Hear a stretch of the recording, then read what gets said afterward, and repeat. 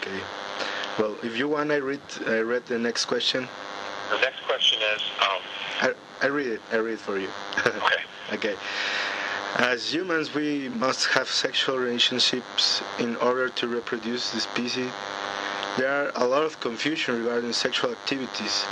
As we know, we have been manipulated by religions and different ways of thinking related to this matter. There is something called Tantra, also known as sacred sex, that states that sexual activities cannot be seen as a sinful practice. Did the Andromedans tell you something related to sex in terms that it is incorrect to have sex with someone without the purpose of procreate human being and just do it for pleasure? What is your opinion on this? Well, I can only share their perspective. Okay. Based on their culture. Okay? Mm-hmm. They're incredibly beautiful people. Beautiful beings. But from their perspective, they do not have sex for pleasure. They only do it to procreate. Mm-hmm. And it isn't that they go and they have to get permission. It is just something that has been bred into their culture, or they as a culture have decided to do. And that is that when it's time to procreate and they want to create another life, that they do this. They do not do it for pleasure like we do. Okay. I know that there are other cultures, spacefaring cultures, that enjoy it for pleasure as well as procreation. Uh-huh. So it's not a sin. It's not evil. There really isn't a judgment, or there really shouldn't be a judgment to it, I believe, at all. It's a personal choice, I would think.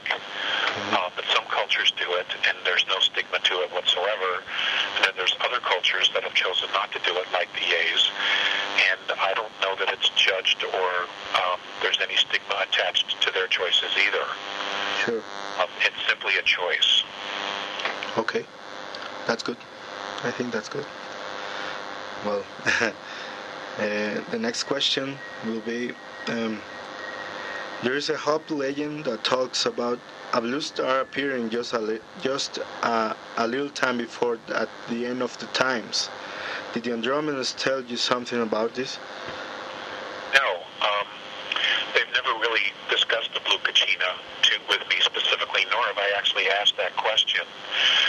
But I do want to, you put here before the end of times. I do want to stress something here. And, 2012 is not the end of the world. Okay, yeah. It just isn't. I mean, essentially, what's going to be happening is that we are going to be passing the galactic plane, where there is a very hard and a very difficult gravitational field. Okay. That is not to say there won't be Earth changes. That is not to say that between now and, say, 2015, 2017, we could not experience a pole shift, a physical rotation of the Earth, 17 to 21 degrees, that will change all of the shorelines around the world, and many will perish. But it is not the end of the world. Yeah, I have survived other pole shifts. Okay? Yes, that's good. So, the world isn't going to end.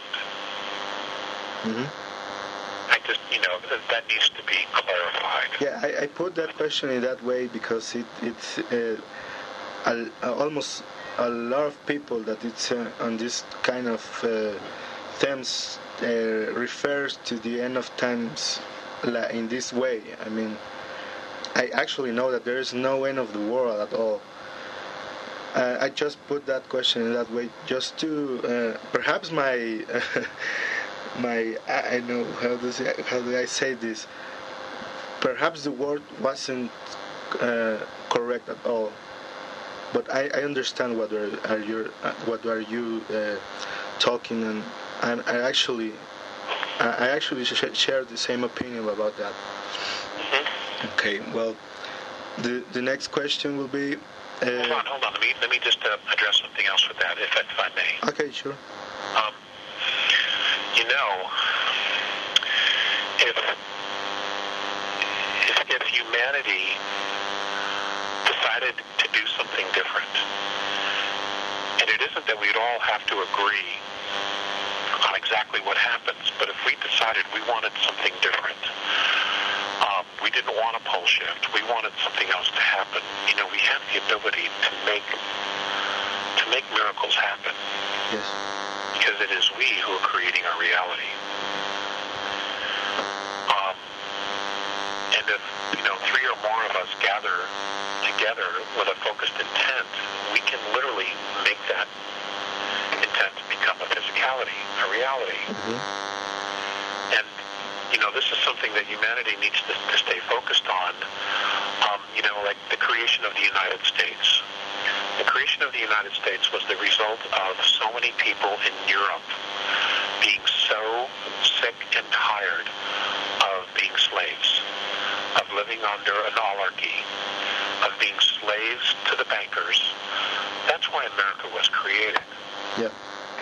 And many other countries were formed essentially with the intent of that original model, of being done with the Spaniards, being done with the French, being done with the English, okay, of being treated in that specific way. Yeah. You know, that is the power of consciousness when it's in motion, you know. And as far as our future, it's not written yet. We can create that. But what's happening is that we are allowing the press, the media, the governments to dictate to us what they think it should be. And they've got it all wrong. You know, their whole purpose, their whole intention is not for the benefit of humanity per se. I mean, some might be benevolent, but I mean, here in the United States, you cannot tell me that Wall Street is in the Federal Reserve and FEMA and many of the other agencies, their sole intent is for the benefit of all of humanity. It's not. It is to maintain control and power over everyone. And their models that they've established and created no longer work. Okay? But they are not spiritually evolved enough to say, you know what, this no longer works. We need to let it go. They're not in that space, you know?